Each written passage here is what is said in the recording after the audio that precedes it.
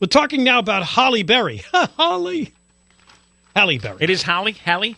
Yeah, see, it's Halle Berry? H-A-L-L-E. It's Halle. Okay. I like it. Holly sounds better, though.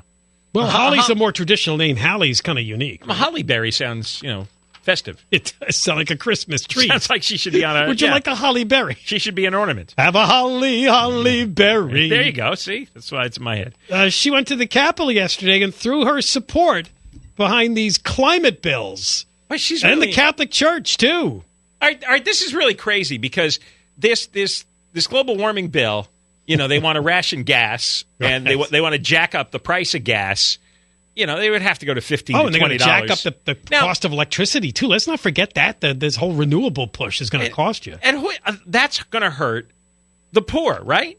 Well, yeah, it's a big chunk of their budget. Why do the Catholic bishops... Unless you're going to argue they're all in the buses and the subways and they're walking and bicycling. Why do the Catholic bishops and Halle Berry, why do they hate the poor so much that they want their gas and energy bills to explode? Well, they want to save the planet. They got a bigger goal in mind. But seriously, first of all, Catholic bishops know nothing about the climate, all right? Jaime Soto is a Sacramento bishop. He said the bill can set a high mark for other world leaders to follow. You don't have a group that's more scientifically ignorant over the last 2,000 years than the Catholic Church leaders, all right? I mean, they're colossally, historically, scientifically ignorant. They're a little slow to accept some of them. So why is it, out of all the things that they refused to believe for 2,000 years, suddenly they're in on this global warming nonsense? I don't know how... Well, when did that become a religious issue? I don't know why the Pope glommed onto this one. I haven't figured that out. And then the stupid bishops follow? Now, if you sat one of these bishops down for 5 minutes, and by the way, they're all invited to come in here, and they could bring their young friends with them. What? That you'd find out that they know nothing about the climate. Even Mahoney nothing. Never talked about the climate, No. did he? This is a newer deal. It's one of the few things he shut his yap on. Did God say anything to you about the climate change? He says the climate's fine. He said you should have been here 3 million years ago. There was fire shooting out of the earth everywhere, right? And there wasn't as much carbon gas. No, he goes, what do you think volcanoes were?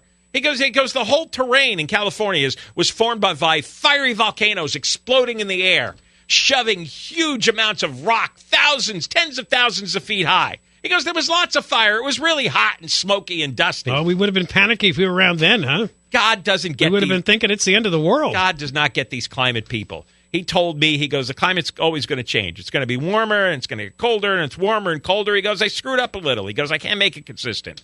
Things just got out of hand, and I can't control it anymore. I had this debate with my parents the other day. My father believes in climate change. And I'm like, well, I realize that is the consensus view, but you know what? He was complaining that they can't even predict hurricanes and whether or not they're going to hit Florida. They were wondering down there if they were going to get hit by that Hurricane Erica. It wasn't a hurricane. It was a tropical storm, and then it became a depression, and it missed.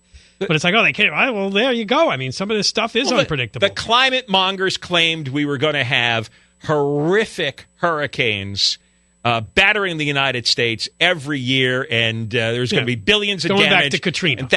And nothing has happened for 10 years. They took the biggest whiff imaginable on that. They claimed 10 years ago that kids in the Northeast and the Midwest would grow up their entire childhoods and never see snow. And you know what kind of winter they had in the Northeast last year. They have been wrong about everything. There was a link on Drudge this week to the another ABC News apocalyptic report that they ran in 2007 with all sorts of terrible things that were supposed to happen by 2015, none of which happened. They've been wrong. I'm watching their predictions. I track them. I remember them. I Google them. I look them up. They have been wrong. So at what point do you start dismissing these people as crackpots? Because they have made plenty of predictions about what's going to happen 50 and 100 years from now, but the predictions they made 10 and 20 years ago all went splat. They've gotten nothing right. Nothing. So it's just a weirdo cult. It's kind of like what these bishops are into. It's just a weird religious cult. I was trying to convince my parents we're a speck. I know, because we live on this planet, we think we're everything. We're a speck in the universe. A spat. Not even a speck. It is. What's a half a speck? Specklet. Tenth of a speck? It's colossal human narcissism. That's what a lot of it reminds me of. The belief that because we are here now and alive now, everything that's happened is historic. And is related to us and because of us. That's right. that we can ruin the planet, we can save the planet. We can't ruin it, and we can't save it. We're too small. We're too insignificant. We're too stupid. Oh. We're too stupid. Now you're getting personal. What do you think? Jerry Brown and Tony Atkins are going to save the bleeping planet? Mary Nichols, Kevin DeLeon, Kevin DeLeon, all these old hippies and sleesters. Sleesters. Yeah.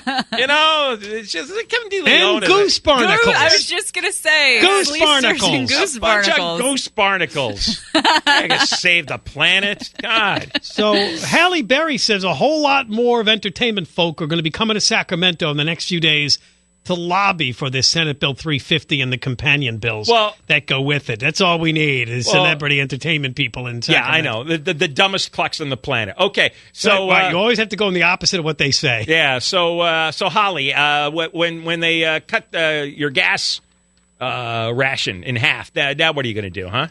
What are you going to do? What's your limousine driver going to do when he only gets half as much gas to drive you around? She's probably every week? flying around to film her movies. Yeah. And how did she get? You think she drove to Sacramento, or you think she flew up there? Well, she shouldn't even drive. She'd take the bus or the train, right? Yeah. You think Halle Berry took the bus? Took Amtrak? Yeah. How long would she last on one of those buses? About 10 minutes. All right. When we come back, we do have new audio from the weekend.